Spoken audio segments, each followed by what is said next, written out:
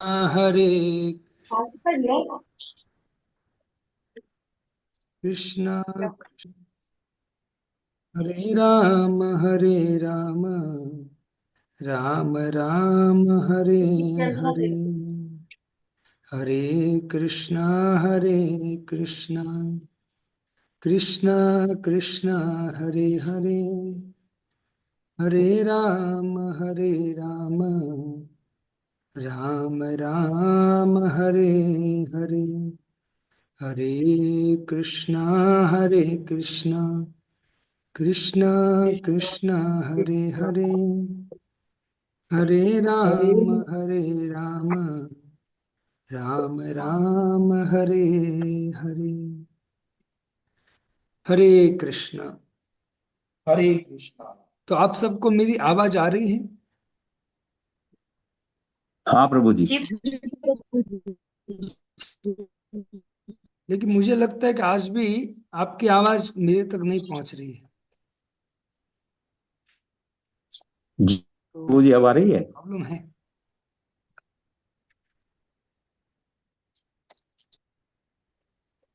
हरे कृष्ण प्रभु।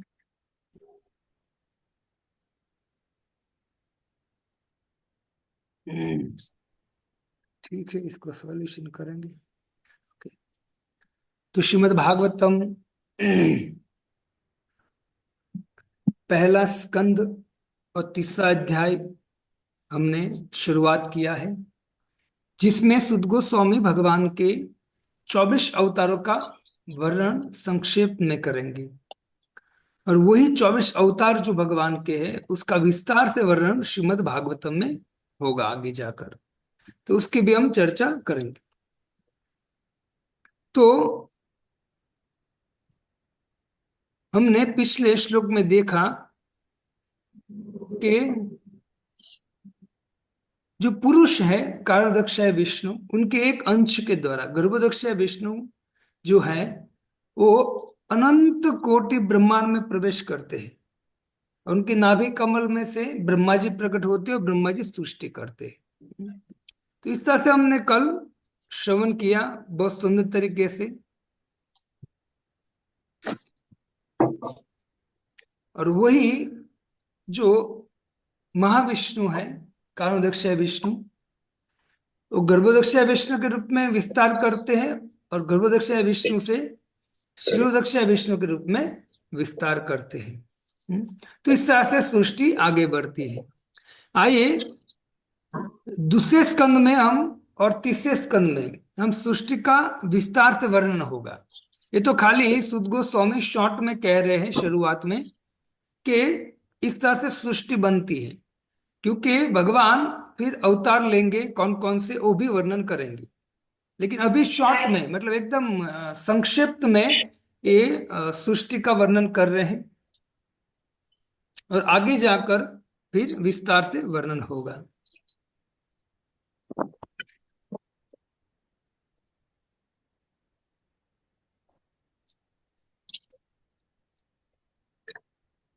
आपको मेरी आवाज आ रही है कि नहीं आ रही?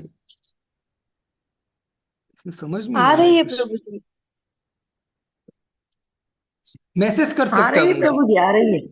आ रही है। मैसेज नहीं कर रहे। हाँ। तो भक्तों, हमने श्रवण किया कि भगवान ने महत तत्व के द्वारा हमको सब कुछ प्रदान किया है भगवान ने। और वही भगवान ब्रह्मांड की उत्पत्ति करते हैं और ब्रह्मा जी को नियुक्त करते हैं कि आप जाइए और इस सृष्टि का विस्तार कीजिए। लेकिन वास्तव में कर्ता कौन है? भगवान करते हैं सब कुछ, लेकिन भगवान अपने अंशों के द्वारा विस्तार करके करवाते हैं सब कुछ टोटली। तो आइए हम तीसरा श्लोक का उच्चारण करें। यस्यावयव संस्थाने कल्पितो लोक विस्तर तद्वे भगवतो रूपम विशुद्धम सत्वमूर्जितम। जैसा विश्वास किया जाता है कि समस्त ब्रह्मांड के ग्रह मंडल पुरुष के विराट शरीर में स्थित है, किंतु उन्हें सर्जित भौतिक अवयवों से कोई सरोकार नहीं होता।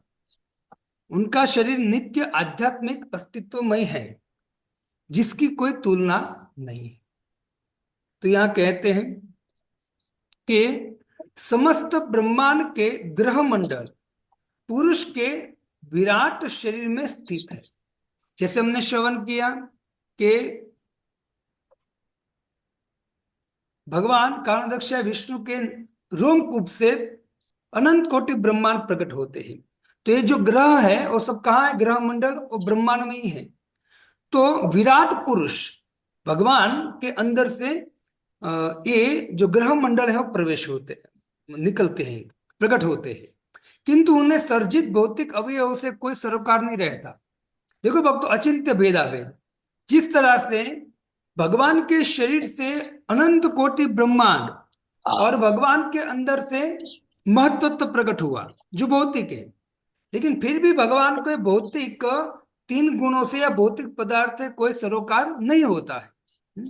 भगवान ने खुद प्रकट किया, फिर भी उनसे कोई इतना रिश्ता नहीं है। मतलब कहने का तात्पर्य यह है कि भगवान कभी भी भौतिक आवरणों से कभी बनते नहीं है, वो भौतिक चीज से परे होते हैं।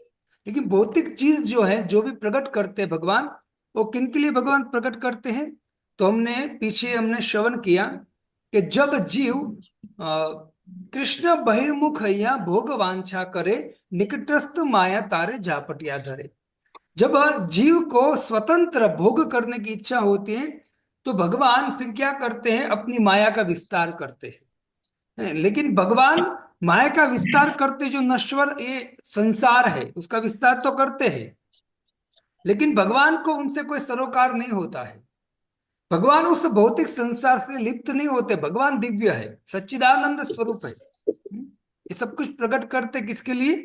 अपनी लीला करने के लिए, हमारे लिए, हमारे भोग के लिए प्रकट करते हैं।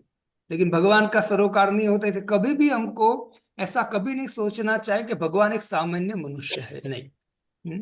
इससे हर व्यक्ति को भगवान को तत्व से जानने का प्रयत्न करना चाहिए। ऊपर ऊपर से नहीं जानना चाहिए। कोई भी कुछ बोल देता है तो उनकी बात हम मान लेते हैं, नहीं। हमें खुद भगवत गीता भागवतम पढ़ना चाहिए और भगवत तत्व को समझना चाहिए। तब हमको समझ में आएगा कि नहीं, वास्तव में भगवान आते हैं, लेकिन भगवान को कोई भौतिक संसार से कोई लेना देना नहीं होता है। वो अपने दिव्य स्वरूप में ही प्रकट होते हैं और अपने दिव्य स्वरूप से ही दिव्य लीलाओं करते हैं। उसमें लेश मात्र भी भौतिकता नहीं आती है। उनका शरीर नित्य आध्यात्मिक अस्तित्वमय है।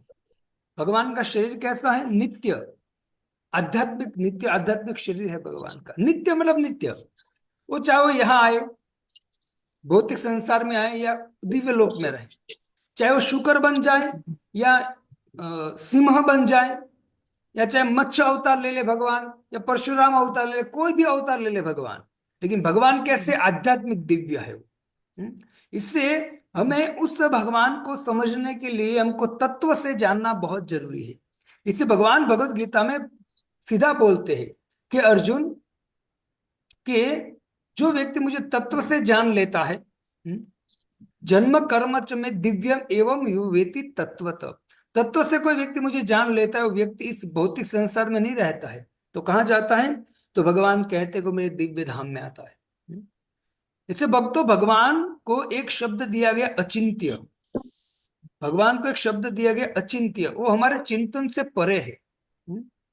इससे कभी भी भगवान को हमें समझना है तो तर्क और चिंतन के द्वारा हम समझ नहीं पाएंगे, तो उनको श्रद्धा के द्वारा हम समझ पाएंगे। भक्त किसे? श्रद्धा के द्वारा। और श्रद्धा तभी बैठेगी जब हम गीता भागवतम, जो भगवान के ही शब्द रूप ब्रह्म स्वरूप है भगवान का, उनको हम ग्रहण करेंगे तो भगवान को हम जान पाएंगे। मतलब 100 बात की एक बात, यदि हम भगवान को जानना चाहते हैं, हमारी अंदर हृदय से तीव्र इच्छा है कि नहीं मुझे भगवान को जानना, तीव्र इच्छा है, और भगवान ने जो प्रोसेस दिया उस प्रोसेस में लग जाएंगे ना, तो भगवान स्वयं आपके सामने ये सब प्रकट कर देंगे, वो निश्चित है। इससे हमें भगवान को, तत्व को जानने के लिए हमको भगवान की प्रार्थना करनी बहुत आवश्यक है। प्रभुपाद जी तात्पर्य में कहते हैं परम सत्य के विराट रूप या विश्व रूप की धारणा विशेष रूप से नव दीक्षितों के लिए होती है। जो भगवान का विराट रूप जैसे अर्जुन को दिखाया था, और विराट रूप नव दीक्षित को दीक्षित जो होते हैं, नए नए भक्त होते हैं, उनके लिए बहुत आवश्यक है। जो भगवान के दिव्य रूप के विषय में सोच सकने में अक्षम होते हैं। ऐसे व्यक्ति भगवान के दिव्य रूप जो मैंने आपको बताया अभी कि तत्व से वो नहीं समझ पाएंगे। हम जब ये सब व्याख्या करेंगे तो नया व्यक्ति समझ ही नहीं पाएगा, उनको गलत तरीके से वो लेगा, या वो कंफ्यूज होकर वहां से भाग जाएगा, नहीं सुनेगा वो, है ना। वो अक्षम नहीं है, वो सोच नहीं सकता उसे, इसलिए भगवान अपना विराट रूप प्रकट करते हैं। विराट रूप में भगवान कहते हैं कि जो पर्वत है वो मेरी हड्डी है। भगवान कहते हैं जो नाड़ियां है मेरी, वो नदियां है। तो इस तरह से ये जो नव दीक्षित नया नया व्यक्ति होता है, जो भक्त होता है, वो समझ सकता है कि जो पूरा विश्व है वो भगवान का ही स्वरूप है। डायरेक्ट यदि हम भगवान का स्वरूप ऐसे व्यक्ति को दिखा देंगे तो वो समझ नहीं पाएगा। इसे भगवान उनको समझाने के लिए विश्व विराट स्वरूप प्रकट करते हैं भगवान, है ना। इससे देखियो भक्तों, जो व्यक्ति में श्रद्धा बहुत कम होती है, विश्वास कम होता है, उनके लिए ब्रह्म स्वरूप होता है। ब्रह्म, परमात्मा और भगवान, तीन शब्द शब्द है। तो पहले ब्रह्म होता है जो एकदम भगवान का अपूर्ण ज्ञान है, और परमात्मा उससे थोड़ा और ऊपर का ज्ञान है, और भगवान इति शब्द थे, भगवान मतलब पूर्ण ज्ञान है। इससे भगवान को समझना पूर्ण ज्ञान है, लेकिन मनुष्य की बुद्धि डल होने के कारण वो समझ नहीं पाएगा भगवान के तत्व को। इससे भगवान अपने पास लाने के लिए जीव को स्टेप बाय स्टेप ऐसा वर्णन करते हैं, या स्टेप बाय स्टेप अपने आप को प्रस्तुत करते हैं। तो ये व्यक्ति को समझना बहुत जरूरी है। उनके लिए रूप का अर्थ इस भौतिक जगत के संबंध कोई वस्तु है। अतः प्रारंभ में भगवान की शक्ति के विस्तार पर ध्यान एकाग्र करने के लिए ब्रह्म की विरोधी कल्पना आवश्यक होती है। विरोधी कल्पना मतलब मैंने आपको जैसे बोला ऐसे कि जो भगवान है तो भगवान साक्षात प्रकट हो जाएंगे, मतलब साक्षात हम उसको भागवतम से श्रवण कराएंगे भगवान ऐसे, तो नहीं समझ पाए। लेकिन जब उनको इस तरह से विश्व रूप के, विश्व विराट स्वरूप के द्वारा समझाएंगे तो समझ सकता है। जैसा कि ऊपर कहा जा चुका है, भगवान महत तत्व के रूप में अपनी शक्ति का विस्तार करते हैं, जिसमें सभी भौतिक अवयव सम्मिलित है। एक तरह से भगवान की शक्ति का विस्तार तथा स्वयं भगवान एक है, किंतु साथ ही साथ महत तत्व भगवान से भिन्न है। अब देखो, महत तत्व का अर्थ क्या है? मैं आपको पूछ भी नहीं सकता, आपका आवाज ही नहीं आ रहा है। महत तत्व का अर्थ है कि आप जो भी अपनी दृष्टि से, आपकी घर की वस्तु हो या बाहर की वस्तु, जो भी आप देख रहे हो उसको महत तत्व बोला जाएगा। वो भौतिक तत्व है सब। कहते कि वो किसने प्रकट किया, तो भगवान कहते कि मैंने प्रकट किया है। लेकिन फिर भी भगवान और महत तत्व, मतलब जो यहाँ कहते हैं कि भौतिक अवयव सम्मिलित रहते, एक तरह से भगवान की शक्ति या विस्तार तथा स्वयं भगवान एक है। भगवान और शक्ति दोनों एक ही है, लेकिन फिर भी साथ ही साथ महत तत्व भगवान से भिन्न भी है। मैंने आपको बताया कि जो भौतिक वस्तु है उससे भगवान का कोई सरोकार नहीं है, लेकिन देखा जाए तो भौतिक वस्तु भगवान से प्रकट होती है ना। लेकिन भगवान उससे कोई सरोकार नहीं रखते, क्योंकि भगवान दिव्य है और ये भौतिक वस्तु है नश्वर है। तो भगवान का उसका कोई सरोकार नहीं रहता है। ये भौतिक वस्तु जो प्रकट करने का कारण है वो हमारे लिए भगवान ने प्रकट किया है। और यदि भौतिक तत्व जो है भगवान ने प्रकट भी किया है, नश्वर है, लेकिन यदि मैंने आपको चर्चा किया था आगे पीछे कि यदि हम इसी भौतिक वस्तु को यदि हम भगवान की सेवा में लगाए तो यही भौतिक जो संसार है, भौतिक वस्तु है, वो हमको दिव्य जगत की ओर ले जाएगा। एक याद रखना बहुत जरूरी है। फलस्वरूप भगवान की शक्ति तथा भगवान एक ही साथ भिन्न तथा अभिन्न है। भगवान एक ही भी है और अभिन्न, अलग भी है। तो ये समझना बहुत जरूरी है। इसलिए शक्ति भगवान से निकली है, लेकिन जब भगवान से शक्ति निकल जाती है, भौतिक शक्ति, फिर भौतिक शक्ति भगवान की कृपा से कार्य करने लगती हैं। और जब भगवान उस भौतिक शक्ति में प्रवेश करते हैं तो कभी ऐसा नहीं मानना चाहिए कि भगवान इस भौतिक शक्ति के वश में हो गए। नहीं, कभी नहीं। भगवान हर हमेश इस भौतिक शक्ति से अलग ही रहते हैं। भगवान की शक्ति है, इससे भक्त तो देखो ये समझना बहुत अचिंत्य भेदाभेद है, बहुत समझना जरूरी है इसको।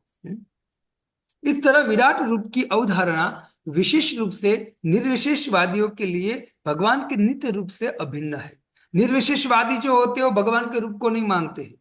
श्रीमद् भागवतम जो समस्त वेदों का सार है, वो श्रीमद् भागवतम कहता है कि वरहा पीडम नटवर वपु कर्णयो कर्णिकारम बिभ्रतवास कनक कपिसम वैजयंतीम च माला। भगवान पीतांबर पहनते, भगवान मोर पंख धारण करते हैं, भगवान वैजंती माला पहनते हैं, भगवान मोर मुकुट पहनते, भगवान बांसुरी बजाते हैं। जब ये बात निर्विशेषवादियों को कहा जाए तो वो नहीं मानेंगे। इसे निर्विशेषवादियों का ज्ञान अपूर्ण होने के कारण उनके लिए क्या है, तो कहते हैं कि विश्व विराट रूप है भगवान, है ना। इससे हम कितने भाग्यशाली है भक्तों, विचार कीजिए। साधु संतों प्रभुपाद जी की कितनी कृपा है कि डायरेक्ट ब्रह्मा परमात्मा, डायरेक्ट हम भगवान के विषय में श्रवण कर रहे हैं और डायरेक्ट हम भगवान के तत्वों को समझने का प्रयत्न कर रहे हैं और अवसर मिला है ये। तो बहुत भाग्यशाली हैं, बहुत भाग्यशाली हैं। और जो व्यक्ति भगवत तत्व को जान लेता है डायरेक्ट, उनको ब्रह्म और परमात्मा या विश्व विराट स्वरूप को समझने की जरूरत नहीं है, वो अपने आप समझ में आ जाएगा, है ना।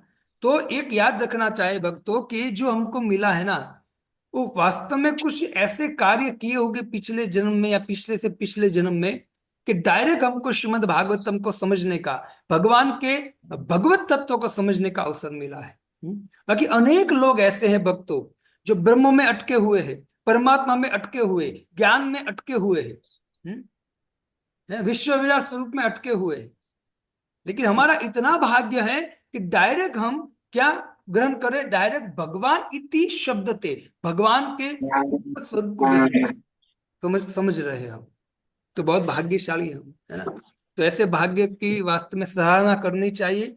और ऐसा भाग्य यदि मिला है ना, तो इस भाग्य के द्वारा हमको भक्ति में आगे बढ़ने का पूरा प्रयत्न करना चाहिए। भक्तों, माया का प्रभाव चारों ओर है। और माया आपके वीक पॉइंट को देख रही है।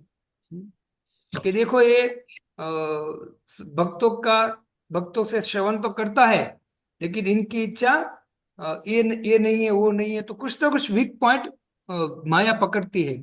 और माया उस वीक पॉइंट को दबाते दबाते मतलब दबाती है, उसमें ही हमको चोट लगाती है।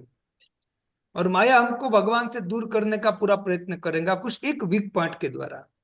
इससे भक्तों हर हमेशा हमको ये जो हमको मिला है, धरोहर मिली है भक्ति की, ये कोई सामान्य व्यक्ति को नहीं मिल सकती है। ऐसा समझना चाहिए हमें अपने अपने आप को, है ना, कि मैं कोई सामान्य व्यक्ति नहीं हूँ। अगर मैं सामान्य व्यक्ति, सामान्य भौतिक जीव होता, खाली भोग करने के लिए आया होता, कर रहा होता मैं, तो मुझे कभी भागवतम श्रवण करने का अवसर नहीं मिलता, मुझे कभी भगवत गीता श्रवण करने का या भगवान के भक्तों का संग कभी नहीं मिलता। वो निश्चित है। और अगर मिल गया है तो निश्चित है कि हमने पूर्व जन्म में कुछ ऐसा किया है और भगवान ने हमको अवसर दिया है। तो यदि अवसर का लाभ नहीं लेंगे और उनको अन्य मनस्क कर गए ना, तो समझो कि हम भगवान जो है उनकी अवज्ञा कर रहे हैं, है ना। तो ये जो मिला है वो भगवान की कृपा मानकर हमें इसको जितना हो सके आगे बढ़ाने का प्रयत्न करना चाहिए। जितना भी समय बचा है, 10 15 20 साल, 30 साल, 40 साल, जो भी हमारे जीवन का समय बचा, पता नहीं कितना बचा है, उनको पूरी फोर्स के द्वारा हमें भगवान के पास जाने का, भगवान की भक्ति करने का प्रयत्न करना चाहिए। भगवान का यह नित्य रूप महत्त्व की सृष्टि के पहले विद्यमान रहता है। देखो भक्तों, ये इस लाइन पकड़िए, दूसरी बार मैं पढ़ता हूं। भगवान का यह नित्य रूप महत्त्व की सृष्टि के पहले से विद्यमान रहता है ना। इससे मतलब महत्त्व है वो भौतिक, महत्त्व के अंदर क्या रहता है, भौतिक तत्व रहते हैं। तो भगवान भौतिक तत्व से परे है। तो जब महत्त्व है उससे पहले भी भगवान विद्यमान थे, है ना। अब श्रीमद् भागवतम के दूसरे स्कंद के 9वां अध्याय पढ़ोगे, उसमें 33 34 35 और 36 4 श्लोक में, 2 9 33 34 35 और 36 उसमें वर्णन करते हैं चतुर श्लोकी भागवतम का। अहम मेवास मेवाग्रे, भगवान वहां पहले श्लोक में कहते हैं कि हे ब्रह्मा, इस सृष्टि के प्रारंभ हुआ उससे पहले कुछ नहीं था, मेरे अलावा कुछ नहीं था, सर्वप्रथम मैं था। और उसके बाद भगवान ने महत तत्व को प्रकट किया और महत तत्व पे दृष्टि डाली, शोभ उत्पन्न हुआ और महत तत्व से सृष्टि उत्पन्न हुई। हम्म? तो ये समझना बहुत जरूरी है, भगवान का यह नित्य रूप महत तत्व की सृष्टि से पहले विद्यमान है। मैंने आपको जो कहा कि दूसरे स्कंद के 9वें अध्याय के 4 श्लोक, जिसको चतुर्युगी चतुश्लोकी भागवतम कहा जाता है, जिसके पास भागवतम है वो खुद दूसरा स्कंद खोलकर देख सकते हैं। और जिसके पास भागवतम नहीं है उसको निवेदन करता हूं कि भागवतम जो है साक्षात भगवान का स्वरूप है। आप 8-10 हजार वैसे भी बहुत जगह पर भोग में हम खर्च कर देते हैं, है ना, तो श्रीमद् भागवतम खाली अभी 8 या 8.5-9 हजार का आता है। तो हमको वसाना चाहिए, वो साक्षात स्वरूप है भगवान का, उनको घर पे रखना चाहिए, है ना। बाकी अनेक बाजार की चीज हम लाकर घर पे रखते हैं जो कुछ काम की नहीं होती है, जिससे कोई अच्छा प्रभाव नहीं पड़ता है। लेकिन श्रीमद् भागवतम ऐसा ग्रंथ है जो ठाकुर जी का साक्षात स्वरूप है। तेने वांगमयी मूर्ति प्रत्यक्ष वर्तते हरे, है ना, साक्षात भगवान का स्वरूप है। भक्तों, ऐसे भागवतम को हमें, अगर भगवान की कृपा है, कुछ मूड़ी है, धन है हमारे पास 8-10 हजार रुपए, तो उसका खर्च करके श्रीमद् भागवतम हमको लाना चाहिए, घर पे लाना चाहिए। और जब भी भागवतम क्लास हो तो श्रीमद् भागवतम हमारे सामने होना चाहिए, है ना भक्तों। ऐसा प्रयत्न कीजिए अगर भगवान की कृपा है तो मैं आपको ये कहना चाहता हूँ कि महत्त्व जो है वो भगवान भगवान महत्त्व से पहले के हैं। तो श्रीमद् भागवतम के चतुश्लोक की जो श्लोक है वो देख लेना आप। ब्रह्मा जी को भगवान 4 श्लोक बोले हैं, खाली 4 श्लोक। और ब्रह्मा जी ने इसी श्लोक को नारद मुनि को कहा और नारद मुनि ने वेद व्यास जी को कहा, और वेद व्यास जी ने यही 4 श्लोक का पूरा विस्तार किया है भक्तों। तो चतुश्लोकी भागवतम कहते हैं उनको। और यहां पर इस बात पर बल दिया गया है कि भगवान का नित्य रूप प्रकृति के गुणों से परम आध्यात्मिक या दिव्य है। भगवान का जो रूप है वो प्रकृति से परम है, उससे ऊपर है और दिव्य है, आध्यात्मिक रूप। प्रकृति के अंदर का रूप नहीं है भगवान का। प्रकृति के अंदर का रूप आप जितने भी जीव को देख रहे हो वो सब किसका रूप है? प्रकृति का रूप है। लेकिन एक ही पुरुष है जो इस प्रकृति से परे है, वो है भगवान श्री कृष्ण।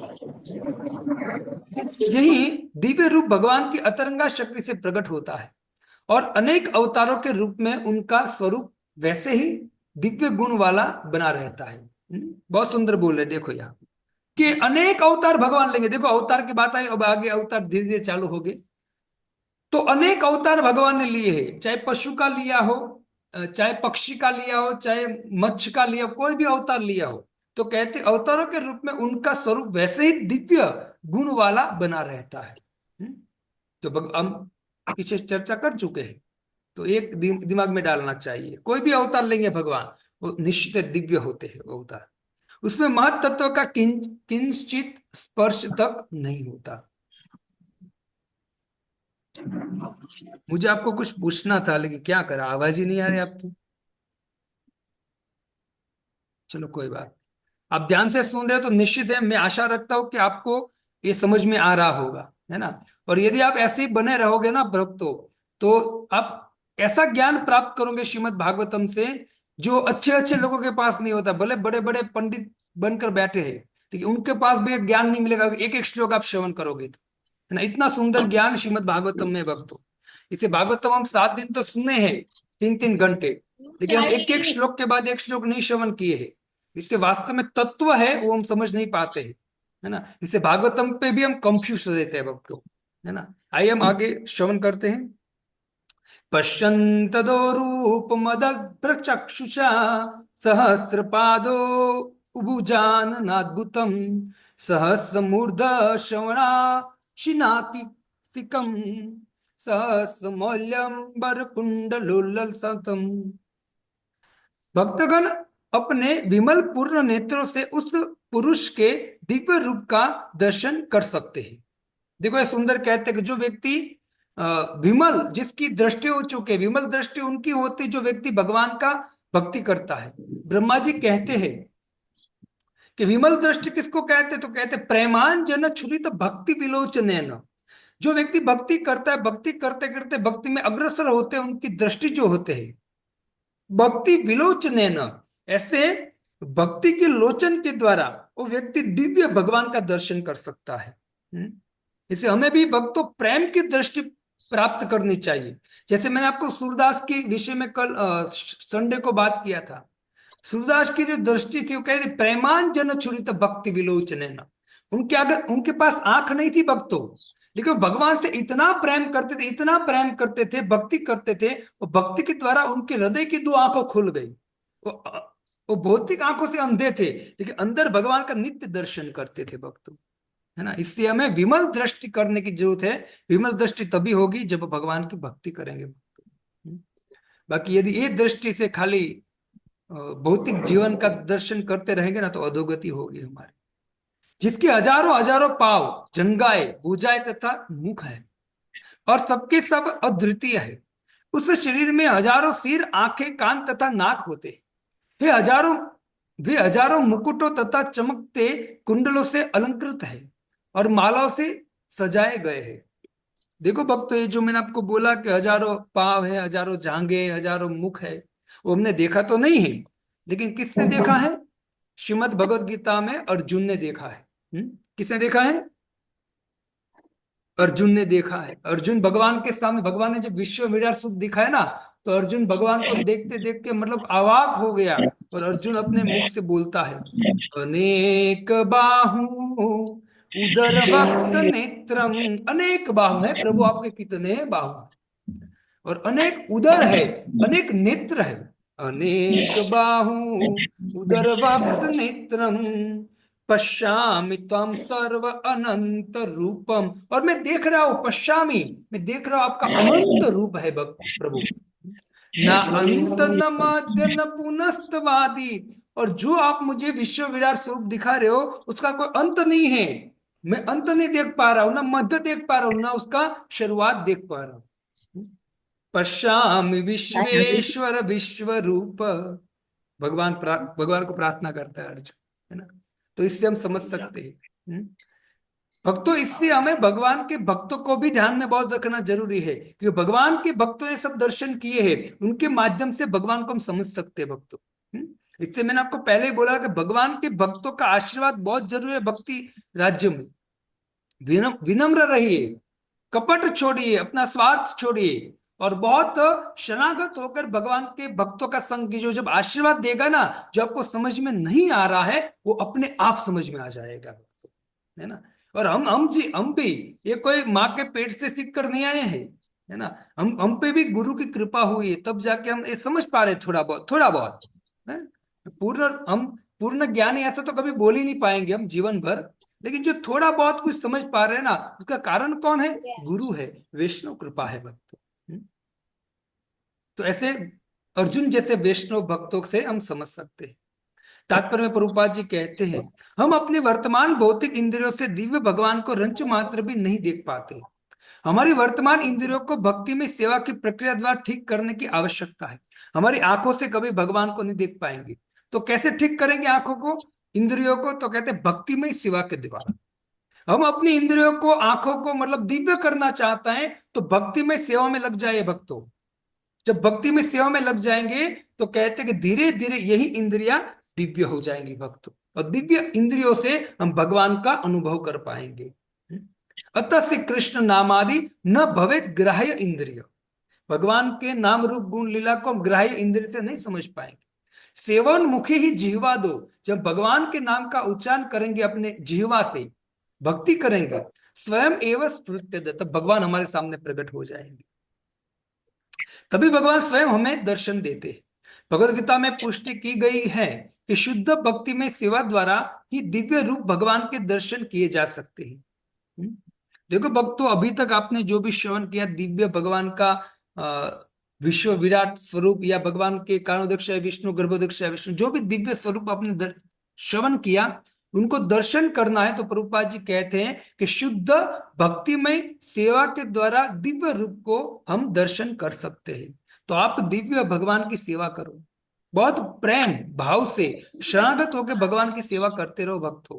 है ना। आज नहीं तो कल अगर आप भक्तिमय सेवा चालू कर दिया है भगवान की, तो याद रखना भगवान आपको टिकट दे देंगे, और कंफर्म टिकट दे देंगे। कंफर्म एक कंफर्म टिकट है। आज उस समय की राह देखो, भगवान कहेंगे समय की राह देखो, आप टिकट में देता हूं, कंफर्म है, आप सेवा करते रहो, ये टिकट है आपकी। लेकिन समय लेंगे भगवान, वो समय नहीं बताएंगे ये समय की टिकट है, टिकट कंफर्म है। समय आने पर भगवान आपको डेट और टाइम दे देंगे, बेटा ये डेट और टाइम है। लेकिन बस भगवान की भक्ति की सेवा में लग जाइए, तो एक समय ऐसा आएगा भगवान निश्चित दर्शन देंगे। इस तरह वेदों में भी पुष्टि हुई है कि केवल भक्ति मनुष्य को भगवान की ओर ले जा सकती है। भक्ति ही मनुष्य को भगवान की ओर ले जा सकती है। इस तरह वेदों में भी पुष्टि हुई है कि केवल भक्ति ही मनुष्य को भगवान की ओर ले जा सकती है, और केवल भक्ति से भगवान प्रकट होते हैं। भक्ति से ही जिन जिन भक्तों के सामने भगवान प्रकट हुए हैं भक्तों, उनका कारण क्या है? उन लोगों ने भगवान की भक्ति किया है। अब मैं आपको पूछ भी नहीं सकता हूँ किन किन लोगों के सामने भगवान प्रकट हुए, क्योंकि आपका आवाज ही नहीं आ रहा है मेरे। चलो कोई बात नहीं। ब्रह्म संहिता में भी कहा गया है कि भगवान सदैव उन भक्तों को दिखते हैं जिसकी आंखें में भक्ति रूपी अंजन लगा है। कौन सा श्लोक है? प्रेमांजन छुरित भक्ति विलोचन संत सदैव हृदयेषु विलोकयन्ति। भगवान सदैव उन भक्तों को दिखते हैं जिनकी आंखों में भक्ति रूपी अंजन लगा है।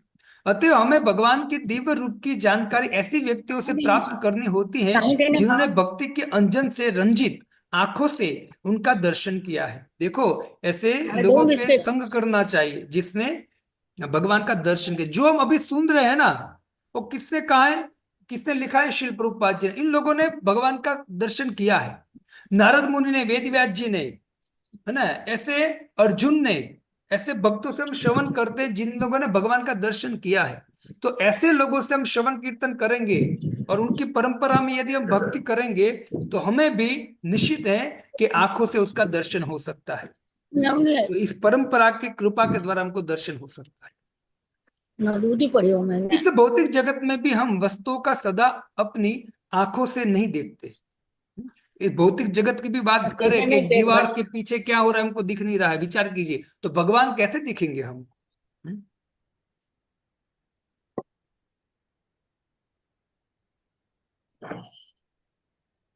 कभी कभी इस हम उन लोगों के अनुभव से देखते हैं जिन्होंने उन्हें पहले से देखा है।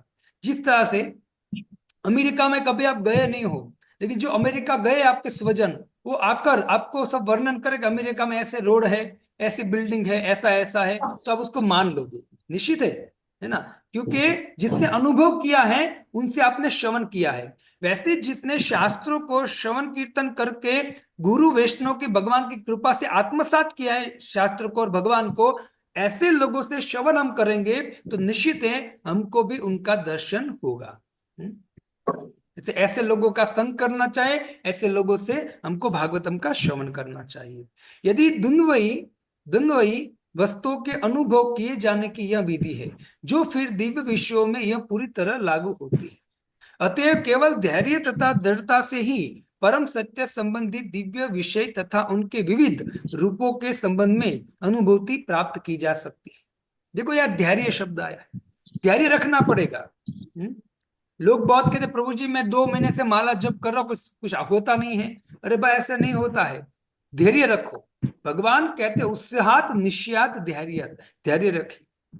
भगवान के घर में देर है लेकिन अंधेर नहीं है, भगवान सब कुछ देख रहा है।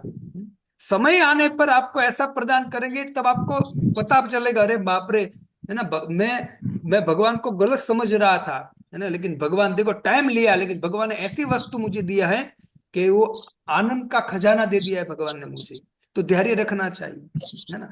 ऐसे जरूरी नहीं है कि जब हम श्रवण करते हैं तो तुरंत हमको समझ में आ ही जाएगा, नहीं। यदि हम अच्छी तरह से श्रवण कीर्तन भगवान का नाम का जब ध्यान पूर्वक करते रहेंगे ना, तो जो चीज हमने समझ में नहीं आई वो अपने आप समझ में आ जाएंगी। फिर हमको आश्चर्य होगा, अरे ये तो मुझे समझ में आ ही नहीं रही थी, लेकिन देखो अभी ये शब्द का अर्थ मेरे सामने अपने आप प्रकट हो गया। उसका कारण क्या है? क्योंकि हम ध्यान पूर्वक भगवान के नाम का जप कर रहे हैं भक्त, इसलिए। है ना। होगा भक्त तो भगवान पे विश्वास रखकर इस तरह से भगवान की भक्ति में लगे रहेंगे तो निश्चित है सब कुछ समझ में आ जाएगा। पानी चला है। अतएव धैर्य तथा दृढ़ता से ही परम सत्य संबंधी, दृढ़ता भी रखनी है। आज 2 माला किया तो कल कुछ नहीं किया, ऐसा नहीं होना चाहिए। दृढ़ता से हमको भक्ति करने के, नहीं हमने ये सेवा पकड़ लिया, इस सेवा करने का निर्णय लिया तो ये सेवा हम पूरा जीवन भर करेंगे। जब तक वैष्णव हमको सेवा देते रहेंगे तब तक हम करते रहेंगे। ऐसे दृढ़ता से हमको लगना चाहिए भगवान की भक्ति में, तभी निश्चित है कि अनुभूति होगी होगी और होगी ही। लास्ट में कहते नव दीक्षितों के लिए वे स्वरूपहीन है, किंतु दक्ष सेवक के लिए वे दिव्य रूप में युक्त होते हैं। जो भगवान की नित्य दिव्य सेवा करते हैं ना, उनके सामने भगवान वास्तव में एक दिव्य रूप से युक्त हो जाते हैं। उनको चाहे जगन्नाथ जी का रूप हो, चाहे राधा कृष्ण का रूप हो, चाहे गौर निताय का रूप हो, चाहे वराह रूप हो, कोई भी रूप हो, तो भगवान उनको इतनी श्रद्धा देंगे कि उनको लगेगा कि नहीं साक्षात भगवान है, उनको पता चल जाएगा तुरंत। लेकिन जो नव दीक्षित होते हैं, जो नए नए लोग होते हैं, वो समझ नहीं पाते हैं। और जगन्नाथ जी के सामने आके भी वो क्या कहते हैं कि तो भाई लकड़े की मूर्ति है ना, या फिर राधा कृष्ण की मूर्ति, ये तो तांबे की मूर्ति या पंचधातु की मूर्ति, उसको सामान्य मूर्ति मानेगा, वो भगवान के रूप में ग्रहण नहीं करेगा। और भगवान के रूप में तभी ग्रहण कर सकते हैं जब भगवान के भक्तों की कृपा हो भक्तों, है ना। और जो भगवान की भक्त हमको जो प्रोसेस सिखा रहे हैं उस प्रोसेस के अनुसार कार्य करना पड़ेगा, नतमस्तक होकर, शरणागत होकर भक्तों, अपनी इच्छा को साइड में रखकर उनके आदि अनुसार जब सेवा करेंगे ना, तो उनकी कृपा मिल गई हमको, तो भक्त तो धीरे धीरे सब समझ में आ जाएगा। इससे प्रभुपाद जी पूरे तात्पर्य में वही बात कहते कि भगवान का दिव्य रूप को जानने के लिए हमें भक्ति करनी चाहिए और भगवान के भक्तों से श्रवण कीर्तन करना चाहिए। तो बस भक्तों 1 मिनट बाकी है, मैं यही वदिवाणी को विराम देता हूँ। तो आज मैंने आपको जो श्रवण कराया है, भागवतम से हमने श्रवण किया है, तो कल मैं आपको पूछूंगा, उससे पहले इसको मैं कुछ रिपेयर कराता हूँ जिससे आपका भी आवाज आ सके और आप भी इसमें कुछ बोल सके, ठीक है। तो कल वापस मिलेंगे सुबह और इसी श्रीमद् दिव्य भागवतम को एक एक श्लोक के द्वारा हम आगे बढ़ाएंगे और इनका आस्वादन करते हुए भगवान की और भगवान के भक्तों की कृपा का पात्र बनने का प्रयत्न करेंगे, ठीक है। तब तक के लिए हरे कृष्णा कृष्णा कृष्णा हरे हरे, हरे राम राम राम हरे हरे। शील प्रभुपाद की जय।